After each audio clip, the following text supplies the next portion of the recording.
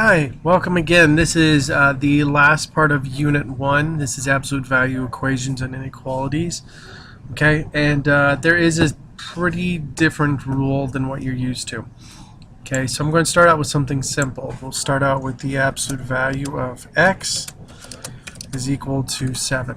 Now, if you're wondering where that key is on your keyboard, it's right above the enter key. You have to press shift and then that button, and it will give you the absolute value bar.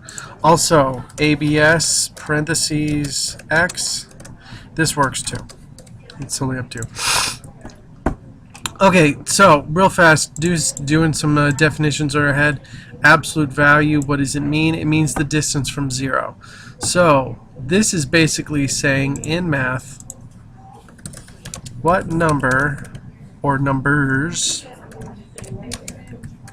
are 7 units from 0? Okay. Alright, so what numbers are on there? So if you take a look at the number line, okay, we got 0 in the middle, we got our arrows on the right and the left. Okay, we got 0 right here. Now the obvious one that comes to mind is probably going to be 7. So 7 is 7 units from 0. Pretty simple. So you would say, oh, x equals 7. Okay? But because there are two directions on here, there's another direction over here to the left of 0 that is also 7 units, and we have that as -7.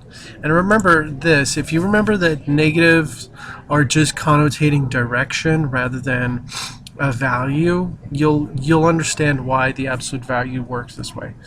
Alright?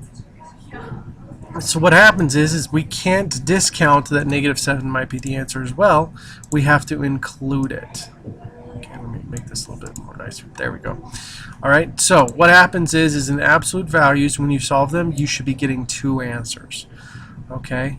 So you don't need to ask yourself this and make it a number line each time, but you do need to know that you are going to be getting 2 answers. One of them negative, one of them positive. So step number 1 when solving inequality solving absolute value equations. Write 2 statements with original equation. One equaling a negative, the other a positive.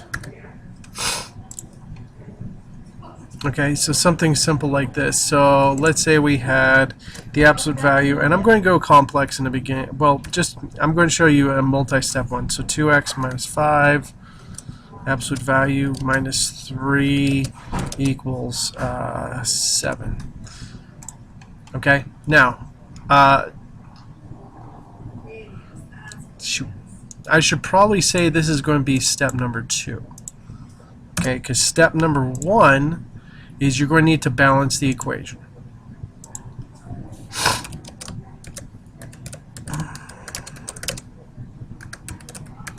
Okay, in other words, get rid of all the extra stuff. So in this case, we're going to get rid of the 3, and we're going to add it to both sides. So it becomes absolute value of 2x minus 5, absolute value equals 10, because I added 3 to both sides.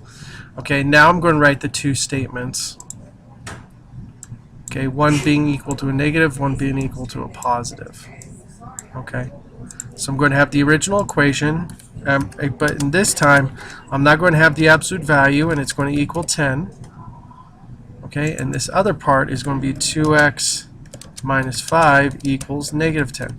So what essentially you're going to get is 2 equations that you have to solve, which makes sense because we have to get 2 answers. Okay, and you just solve it and you get 2x equals 15 because you added the 5, and x equals 15 halves. Okay, on this one, when you add the 5, you're going to get a different answer because negative 10 plus 5 is going to be negative 5. Okay, and then you're going to get x equals negative 5 halves. Okay, so you're going to get these 2 as your answer. Alright, so solve each equation for two different answers. Okay? Alright, and if you work with it that way, that will make a whole lot of sense for you. Okay, now you do need to know about error tolerance. Okay, because that problem does pop up, and a lot of students go, oh, what is this? What is this? Okay, and error tolerance is basically, yep, okay, it's set up like this. Whenever you're making an error tolerance problem, you're going to have your x, and then you're going to have minus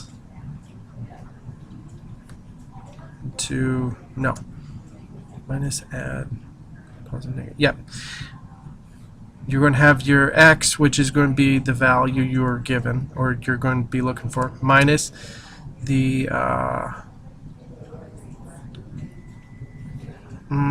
what word am I trying to say? Median, I guess, is what I want to say. Median, what you're looking for. Average, whatever you want to say. And then over on the right side, you're going to have your error. Okay, now the reason why you want to set it up, I love spelling error and not looking at me spelling it. Okay, so when you're doing error tolerance, you're going to get your x minus the median, okay, and you'll understand why this is set up when I do the split apart. Okay, so whenever you do it, you put the median right here, so it's going to be a bigger number, and then you're going to have the error right here.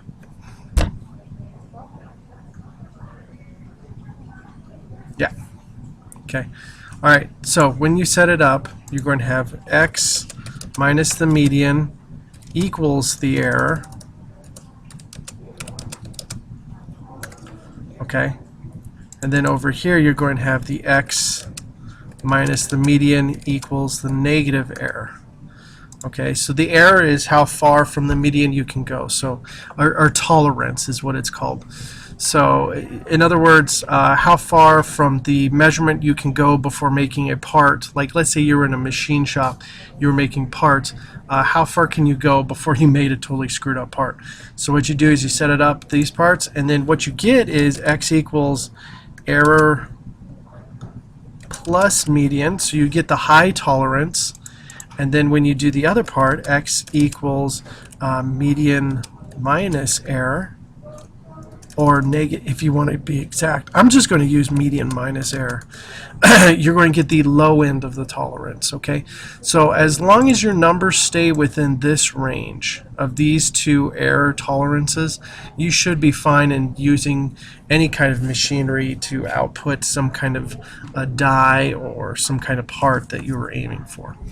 Okay, absolute values, are they essential? Yes.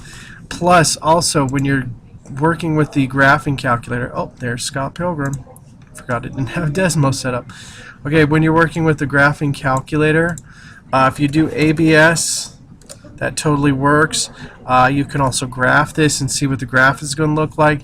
You can do values of what you want. Okay, ABS of 7, ABS of -7. As you can see, that makes sense. It won't solve equations for you. You could also do this and graph it, and once again, that's the button right above enter on your keyboard. Okay, and you can graph it and just see what it's going to look like. And as you can see, it's a big V that has a crook right here and stuff. So we'll talk more about that with families of graphs and everything. But for right now, you can use Desmos to actually do this stuff, okay? All right, thank you guys. You have a wonderful day, and I'll talk to you later.